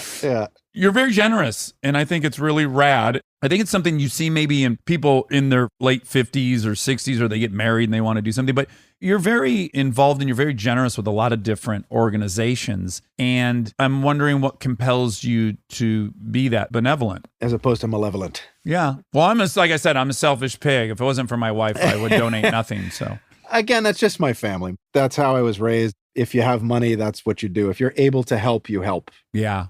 It's no more complicated than that. And you have a foundation. You have a foundation, appropriately named the Seth MacFarlane Foundation. We both lost parents to cancer. I do a bunch of work with the Prostate Cancer Foundation. That wasn't even the brand that took out my dad, but alas, there I am. So you're heavily involved in helping fund and draw attention to cancer research. Are you optimistic like I am? If I'm being really honest, I'm not hugely optimistic about the near future, only because something like COVID, for example, is requiring, it's like what we were just talking about with the military. The military, through necessity, through the fighting of wars, inadvertently generates technologies that then become useful in peacetime. So I think, is it possible that something could emerge from the gun to your head necessity of developing a vaccine for this novel virus? Yeah, it's possible that there could be some side effect that we can't predict. To me, cancer always seems like it requires some sort of absolute ground up rethink of something that we haven't hit on yet in order to fight it. And look, immunology is probably the newest science in that regard. There's that lab in Houston that does groundbreaking work when it comes to immunology and like the using of your body's own defenses in a redirective fashion. Yeah, getting your body to identify cancer as a pathogen, right? Yeah. Yeah. But it's tough. We live in a society where people won't even get their flu shots. They won't go to physical therapy. They won't get flu shots. Yeah. They're terrified of vaccines. So there is a long way to go. And part of that is education. And the more educated we are with that stuff, the better chance we have. You know, the more educated we are, the more we're going to be invested in trusting science to get us there quicker. Yes. So it's all kind of part of the same ball of wax. Have you read The Emperor of All Maladies? No. Oh, There's 2 books now that I haven't read that you've recommended. I know, and what I've identified you as someone that's very smart, and I thought we were going to geek out on a few books, and I'm a little bummed out right now. But there are a lot of books out there in the world. turns out there's many books. Well, point is, it's a history of cancer and fighting it, and it's the most well-written book. So many people recommended it on here that I finally got it, and I'm almost done with it. And it's just this beautifully written, really comprehensive history of the battle against cancer. It's just a fascinating book. I highly recommend it after you read The Rise and Fall of the Third Reich. The Rise and Fall. Yeah, next year when you finish that book, pick up. next year. Yeah, that's a beast. That's a beast, that book. Okay, so my last question for you to end things, and thanks for all your time. What does the future hold for animation? Specifically, I think about the fact that with the streaming platforms, there's really less and less will there be a syndication window or a foreign rights window, right? All these revenue streams that made your show so profitable. Where do you see the future of animation? And do you see this as helpful or harmful? Will we get more quantity but less quality? What's going to happen? I mean, I don't know if it's more quantity and less quality. I think it's more period, and so more greater odds that something inspired will emerge. Mm-hmm. It's tough to say. I mean, I think technology is going to play a big part. Up till now, 2-dimensional animation still rules on television. It's still king. That Pixar CGI 3D animation technology hasn't really been harnessed in television. I don't know why that is. I think it's just what it requires to hold people's attention is something you can only do with a film schedule. I mean, that's the thing. Animation, you know, you watch Bob's Burgers or Family Guy or Big Mouth or any of these shows that are on now, they're all kind of existing in the same visual world. They're not that different. Yeah. So the big change is really going to be something technological, I think. You know, as far as the formula, I mean, Big Bang Theory is that's a show that looks like every sitcom from the 80s or 90s. I mean, sitcoms, they don't change. Right. And I think at the moment, neither does animation. So it's going to be somebody overturning a rock or somebody just completely rewriting the rule book the way The Simpsons did in the 90s. The elephant in the room, too, is it's very hard in the age of Twitter. Comedy exists on pushing boundaries. It exists on experimentation.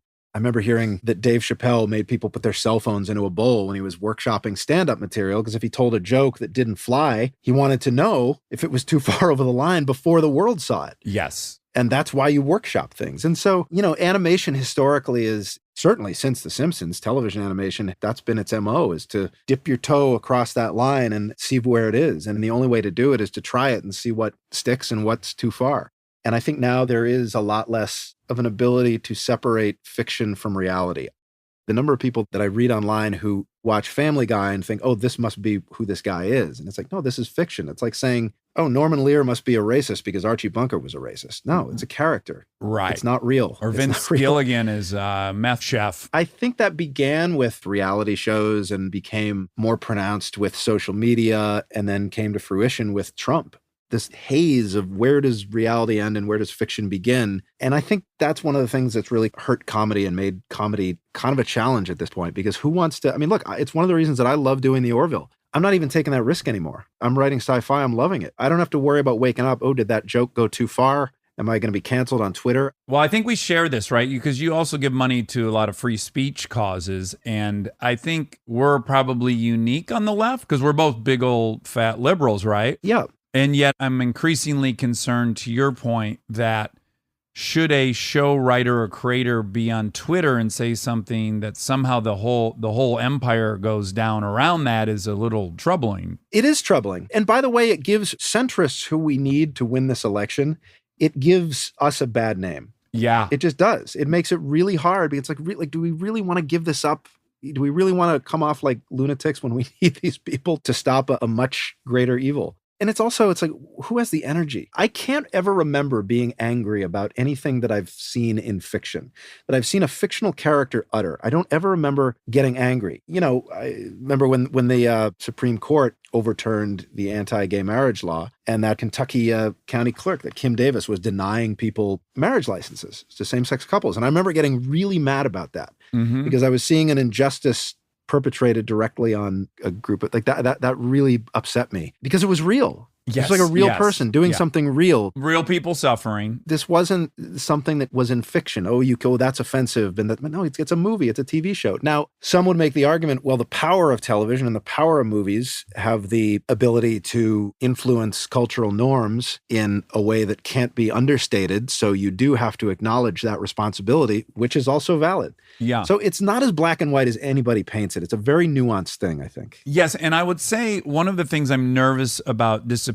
is the trope of being in on the joke, right? Of actually skewering a kind of repugnant point of view through comedy and through a character who's embracing that. Like, I think the nuance of, this is probably not the easiest example, but I'll just say, like, you know, there are many people, I've been in arguments about it, that think Andrew Dice Clay was Andrew Dice Clay and that wasn't a persona on a stage. That's a little frustrating to me. Like, no, he's playing on the fucking juiced up Guido in the Trans Am with the fucking, you know, he's not celebrating. That's the joke. And I worry that there's no appetite for that exact approach to it. Without that license, what you then wind up with characters who are all perfect. Yes. Characters who are all just live in a state of perfection. Again, it's like Archie Bunker was a groundbreaking character because liberals watching knew that who he was what was being mocked. Now, people who were more conservative at the time would watch and think, yeah, goddamn right, I agree with him. It's about time someone said Which is not much you can do about that. But yeah. You know, there's a reason that show had such power. And I don't know that a character like that could necessarily exist now and get past Twitter and, quite frankly, get past the critics. I just don't know that would be allowed. It most certainly wouldn't be, but I'll go even further. I've started to notice even the villains, the antagonists, they have to operate in some kind of semi-PC realm, right? Even the bad guy who you're supposed to hate, he shouldn't violate some of these precious tenets either. Yeah, because it's a lot of fear and it's an inability to separate the writer or the director from the work. And it's like, no, Norman Lear is not Archie Bunker. They couldn't be more different. And it was through that character that he was showing a part of society that he felt had not been looked at with a critical eye. And so it's context, it's nuance, it's an intelligent way of looking at something. And again, I think more people are capable of that now, but they're shouted down so much by the few that express outrage to make it about themselves. And I think there's a lot of that on Twitter. You read a lot of response to things like, yeah, you're not really mad about that. You're kind of wanting to make this about you. There is a lot of that on social media. Yes. Also, we like credit those people. Maybe that's an opinion they've been mulling over for 6 months. And we never just think, oh, they're bored. There's a lull. They can get in the mix with this sentence. Yeah. And we're giving it all this credit that it doesn't even deserve. It's very true. And it is a problem. I mean, even in politics, before social media, if a politician had something to say, a statement was made. Yeah. And now it's like, shit, if I don't say something today online, I'm irrelevant. But half the time they don't have anything to say. There's nothing to say. Yeah. I think of myself as a centrist in many ways. And the thing I really think is happening is that the furthest 2% of the left and the furthest 2% of the right are eating up about 80% of the coverage. Yes, and I think that's feels true. like consensus. Like I definitely think if I was a conservative and I was hearing the stuff from the 3% on the left, I'd be like, oh, they're batshit crazy. As I sometimes mistake the far 3% of the right as being mainstream right, and it's not at all. I just think we're all being very misled about where we stand. I think there's a lot of truth in that. I've never considered myself a centrist. Honestly, I've always considered myself liberal in thought and centrist in presentation. I think would sort of be the ideal Say what's right, but don't shout it at me. Yeah. Well, I'd argue that 1% on both sides pushed me more towards the middle. I probably was more left before I started hearing the insanity. To your point, the thing that I can't stand about our side of it is the fucking eating ourselves. I mean, it's just they'd rather eat their ally than their enemy. I do feel a lot of that at times too. I'm like, well, wait a minute. I'm on your side. We're all on the same side. The default mode can't always be rage. It just can't. Yeah. Because there are some things, as we know, that are very deserving of rage, and other things that just require conversation. Yeah. And I do think you're right. I do see in certain politicians on our side, certainly on the other side, but on our side too, it has to be said that at least that method of communication is very intensified and very amplified in a way that sometimes seems unproductive.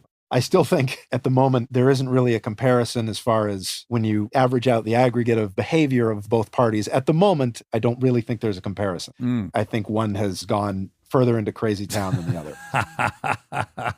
Wait, you don't think QAnon is real? I think it's just really about communication. And I do think you're right that the loudest voices are shouting down the majority, which does still have the ability to communicate with each other. And when you get people face to face, you see that still. You're right. It's not a hopeless situation. It's just that, when people communicate over this platform. Its curse is its anonymity.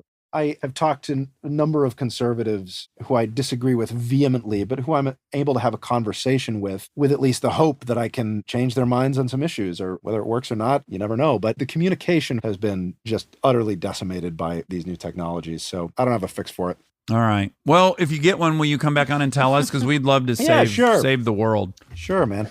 Well, Seth, I've very much enjoyed talking to you, and I like you, and you're a nice person. And any moment I was upset was literally a waste of moments of my life that I didn't need to have. Dax, I like you too. Oh, good. I was hoping that maybe you would like me by proxy with Seth. I was thinking like, well, Seth approves of me. You must give me a shot. All right, Seth. Real good time talking to you. I look forward to bumping into you in real life when all this passes. Same here, man. All right, take care. All righty. And now my favorite part of the show, the fact check with my soulmate, Monica Padman. Can I be frank with you? Always. I'm really enjoying my tumbler I made in your kitchen. It is a mason jar. It is. With 350 ice cubes. Oh my God. Maybe I'm overestimating that. A little athletic greens and some water. Shake, shake, shake. And I feel You cool made a little to the core. cocktail. I know. I feel like I'm having a classy cocktail. Oh, Friday happy hour. And the cocktail, if I had to compare it to one, I would say it would be like a Bloody Mary. You know, Bloody Marys, you feel like, oh, I'm getting healthy because there's tomato juice in here. It's a trick. They're not for me. They're not? No. Man, I'm surprised you're not into them because they get so artisanal. They can really, they vary greatly. Some of them are absolutely mind-blowing.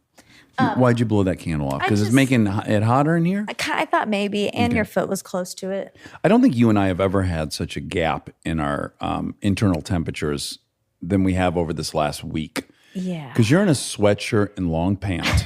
Yeah, and when I you're got in a here, tanky top. I'm in a tank top and shorts. Yeah. And I'm a little warm and you're a little chilly. I'm worried about your iron levels. I'm running a little cold these days. Yeah, doesn't that? Yeah, I got my blood work Yeah. done just now, and we'll see. It's funny, you and I always argue about your health, but you care a lot about some things that I think are, what are you worrying about that? And then now we have something like this that to me feels immediate. You really need to get this checked, and you're not really listening to me. I did. Okay. I had a doctor's appointment yesterday. Oh, speaking of, I was thinking that might be a good idea to update Armcharies because some of them wonder. They check in with you? Yeah. Yeah. So I had an appointment with my neurologist. It was the first appointment I'd had since my original appointment, so right after the seizure. Uh-huh. And it went well. We're going to run some tests to see if the medication is showing up in my blood. Okay. And if it's not, we're going to increase my dosage. Because have you shared with everyone what happens to the pills? We have, right? I think we have. We must have. Just to recap, you see them visibly in your stool sometimes. Yeah. Yeah, and it kind of concerns you that your body's not processing them. But then you brought that up to your doctor, was that a humiliating conversation? Of course. Yeah. You know what I think? I often think this about you is you have a ton of integrity. I say that often about you. It's true. But also, I can see you being 100% honest with your doctors. I feel like that's who you are.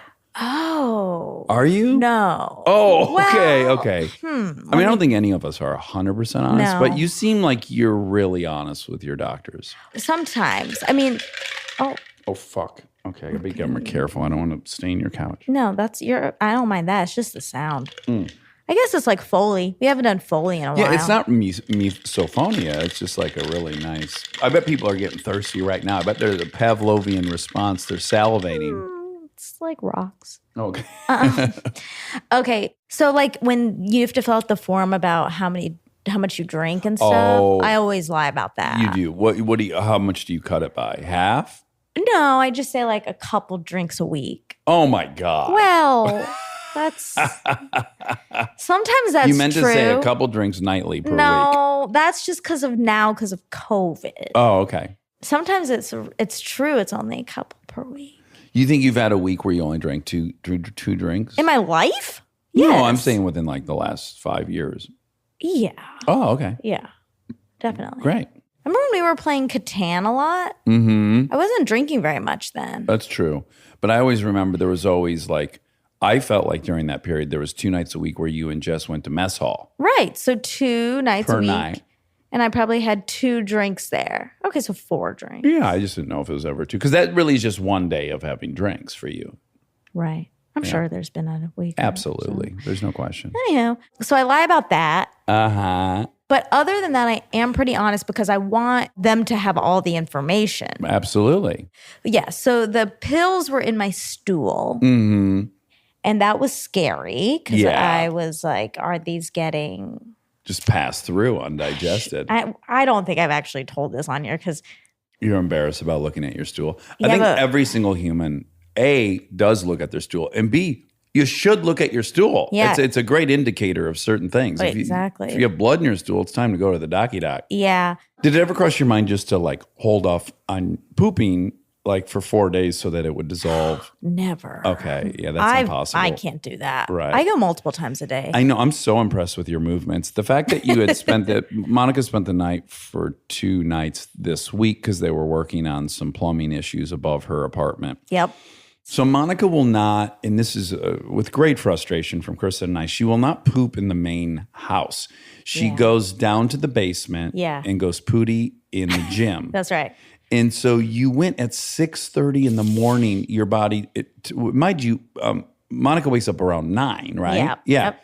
So you're up 2.5 hours earlier than you should be, and you had to run all the way outside. Yeah. Was it dark still? No, it was light, but I think it made me lightheaded Of because I course. jumped out of bed so quick and had to It was run. it was an emergency, It was a little right? bit of an emergency.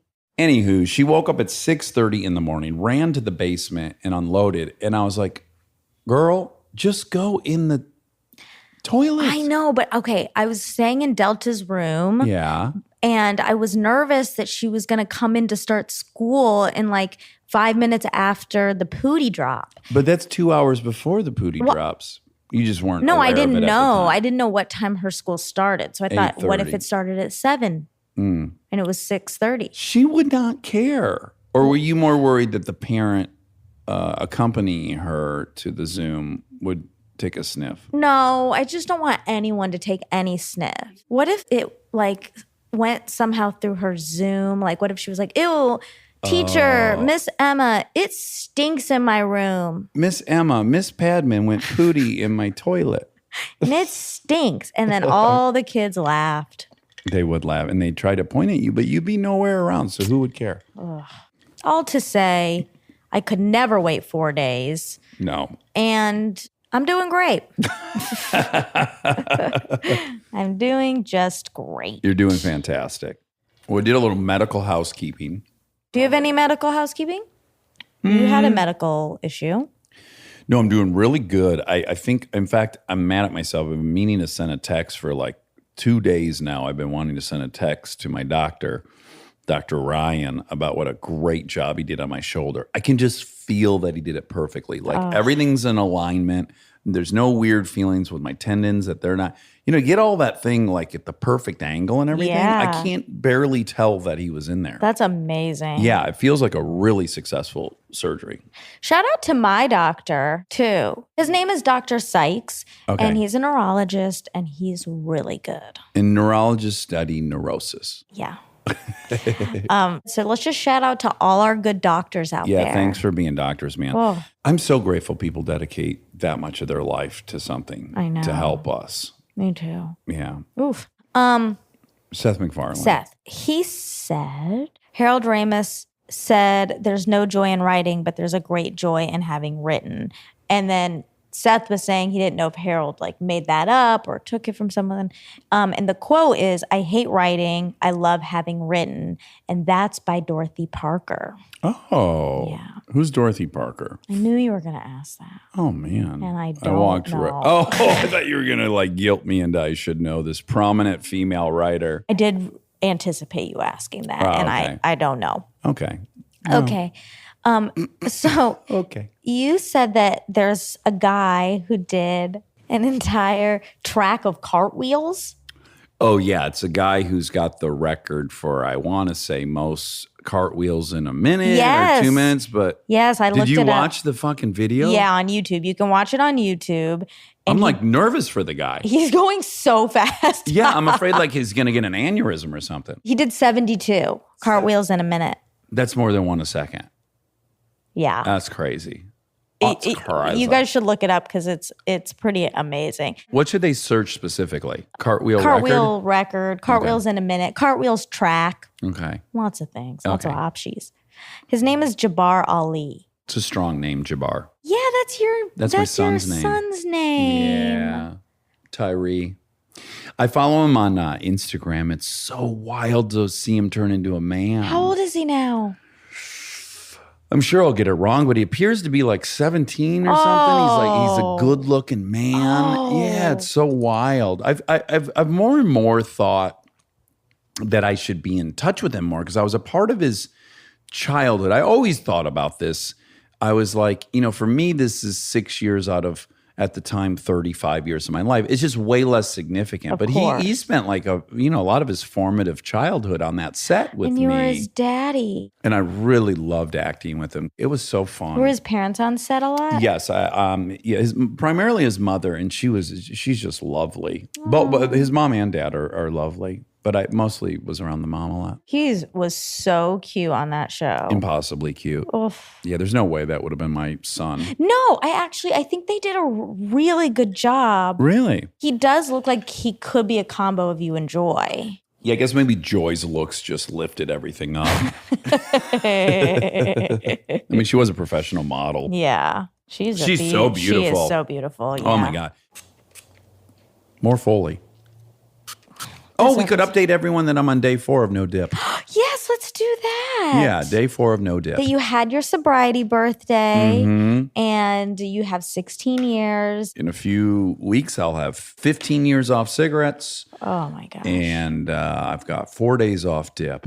It's so You're embarrassing doing that awesome. I went back to dip after having 8 years. I had 8 years off Dang. dip. That's okay. That's all right. We go onward. Yeah. Yeah. Okay, when did Beavis and Butthead come out, and was that around the same time as The Simpsons? Beavis and Butthead, 1993, and Simpsons, 1989. 89. Yeah. So 4 years. Yeah. Yeah. So around the same time, I suppose. Yeah. Oh my God, Ed Weekly and I love Beavis and Butthead. Oh my God, I hated it. I'm sure you did. The part we liked the most is they had a friend, Todd, who was like the cool guy in town, and they worshiped Todd, and he was so mean to them. He threw a party at their house, and he like pulled up in his hot rod and gave him a lawn job, and they just thought he was so cool that he had ruined their house and stuff. I wonder if I'd like it now. I might. I think you would. That's really funny. Did Mel Gibson do a voice in Disney's Pocahontas? Yes, he was John Smith. Okay, that makes sense. So, wow. Who Well, I knew? think that was pre Roadside Tirade. yeah, Pocahontas is. Yeah, I don't think Disney would touch him with a 10-foot Pocahontas. I don't think. Okay, who is the highest paid showrunner? I saw a few different things Articles. here, articles, but This is a hard figure to actually know because you have both their upfront yearly fee, or like they can have a 5-year deal at NBC worth $300 million that's getting split up. But then their ownership of the show, when it sells into syndication, might then rocket them high above. So it's hard to know whether they're referencing their back end or their upfront fee. Yeah. So the list that I saw that's on the Hollywood Reporter. Yeah, these buckle up, everybody. These are the highest paid people in Hollywood. They make all the directors and actors and everyone look like bozos. Okay, so number 1 is Greg Berlanti. Really? Yeah, $400 million. A year? 4 years. 4-year deal. $400 million. Oh my gosh. Dawson's Creek, Brothers and Sisters, Everwood, Riverdale. Wow, that's interesting. Yeah. Greg Berlanti. And second, Ryan Murphy. Okay, what's this son of a gun pulling? That's what Seth also had guessed, Ryan Murphy. $300 million for 5 years. Okay. Via Netflix. Okay. Shonda. Oh, good for her. Yeah. The rhymes. $100 million for 4 years. That's not enough. Via Netflix. I agree. Yeah. I agree. That's not Especially seeing the gap. But I will say her ownership of Grey's has made her hundreds of millions. That's where we're getting into the part that might be missing out. That's true. Yeah, I'm sure she's in the hundreds of millions. Yeah. But as far as just what she's getting paid. Right. Next, who do you think? Well, it's weird that Chuck Lorre isn't already at the top of this list. He's not on this list. Okay, so then there's something. He must just take all of his money not up front or something. Yeah, because my guess I think was he Chuck has $1 Lorre. billion. He's got to be. Yeah. Yeah. Mike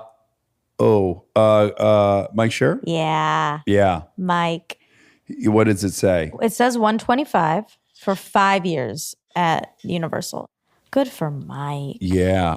Isn't it? I think it would be interesting to people, though, that are not in show business to realize that these show writers are the ones that are making the lion's share of all the money. I know. They should. They work. Oh, my God. It's the hardest job in show business. Yeah. But it's hard to say that it's, someone who's writes and directs a movie and they go back to back to back. Like, it's hard to imagine anyone works harder than Christopher Nolan, per se. That's true. And his work is so brilliant. That's true. It's all about that syndication money. That's really why it's all happening. But also TV at this point makes more money than movies. Oh, yeah. So they're going to, put... And has for years. Yeah, so they're going to put their eggs in that basket. Absolutely. And then they're going to take a little picnic somewhere with it. Okay. Oh, Ted used to have the biggest box office for an R-rated comedy. But then he thought that got knocked off. And he thought maybe 21 Jump Street. But when I looked this up, I just looked up highest grossing R-rated films in general. Okay. It's kind of tricky because it's like what counts. So the highest grossing R-rated film of all time. Well, let me guess. Passion of the Christ. Nope. Oh. Joker. Oh, sure. Yeah, that was this year. 2019? Yep. I didn't realize that. Yeah, $1 billion R-rated movie. And then number 2, which this is sort of comedy, or they're considering it, even though is Deadpool 2. Oh, sure. It is so funny. Yeah, oh, God. Yeah, both. Those Both movies are are really great. funny. Yeah, number 2 is Deadpool 2, and number 3 is Deadpool. We love Ryan Reynolds. I'm going to read you top 10. Ted is 11. Okay. Okay. But for comedies or? No, just of all R-rated? time. Oh, okay. Yeah. Okay, R-rated, top 11. Can I just really quickly, I know it. Is this worldwide or domestic? It's worldwide. Okay, great. Number 1, Joker. Number 2, Deadpool 2. Number 3, Deadpool. Number 4, The Matrix Reloaded. Number 5, It. Oh, wow. 2017 It is number 5. Good for them. I know. Wow. Number 6, Logan. Okay, sure. And then 7, Passion of the Christ. All right. What'd that sucker make? Like 800 million? 610. Okay. Number 8. And also independent. That's the highest grossing independent movie of all time as well. Wow, this whole episode's kind of about Mel. Oh my gosh, tie-in. Ding. Ding, ding, ding, ding, ding, ding. Number 8, The Hangover Part 2. So that also is above Ted. And that's definitely a comedy. Yeah. 9, 50 Shades of Grey. 10, The Mermaid. What? I don't even know what The Mermaid is. That's not a movie. Is that a Chinese movie or Let me something? look. Yeah, Chinese. It is. Yeah. What a good guess. That was It a sounded really- racist at first, but now that I've been confirmed, it feels good. Okay, so yeah, and then 11 is Ted. That's 11, that sounded like I said 11 is 10. 11 is Ted. 11 is 10 and 12 is 11. Yep. 12 is American Sniper. Oh, BC. Bradley's got a few on here. He does. Joker, producer of The Joker, and he's got Hangover. What a beast. I know. Good job, BC. Really cool. The big cat. The big cat knows how to get in there in the top 10. Okay, now you let me know if you want to hear this. But I looked up their Family Guy joke about you. Oh, you found it? Yeah. Oh, okay, great. It's just one line. The mom was at the doctor and said, if Brian doesn't have the surgery, will he be all right? And the doctor says, I don't know. Is Dax Shepard all right? I don't even really get it.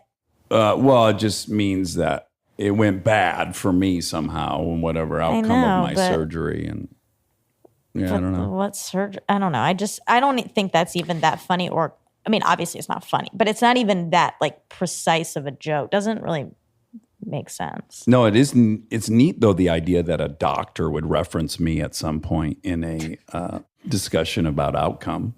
Yeah. Yeah, it's probably Does it never hurt your happened. feelings when you hear that? It did at the time, and now it doesn't. No, But it doesn't now when you hear No, it, right? no. Okay, good. I feel I'm sure as many people have felt, which is like you hear that, and then my first thought is like, well, what did I do to that guy or those writers? Like, why? Yeah. What did I do to them that they would want to, Make take fun a of shot you. at me? Yeah.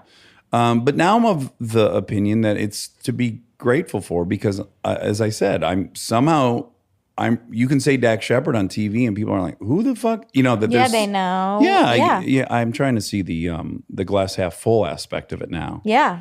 Now the one with Bradley was just, I think, was just mean. Yeah, that one. That one, someone was super jealous of Bradley. Oh, it's all coming back full circle. Ding, ding, ding, ding, ding, ding. The big cat. Oh my God, ding, ding, tie-in. Okay. The South Park 2-part episode that makes fun of Family Guy. He couldn't remember what it's called. It's called Cartoon Wars. Yeah. He seems to have a good positive reaction to that. He kind of did. Right. He was like, one thing's horseshit. The cutaways are hard. They're not easy. But he said they were really right about something. I forget. Yeah, he could be kind of objective Lazy. about it. Yeah. Yeah, that's true. Yeah. I think maybe he must feel maybe flattered too that Trey and Matt even took the time to make fun of him.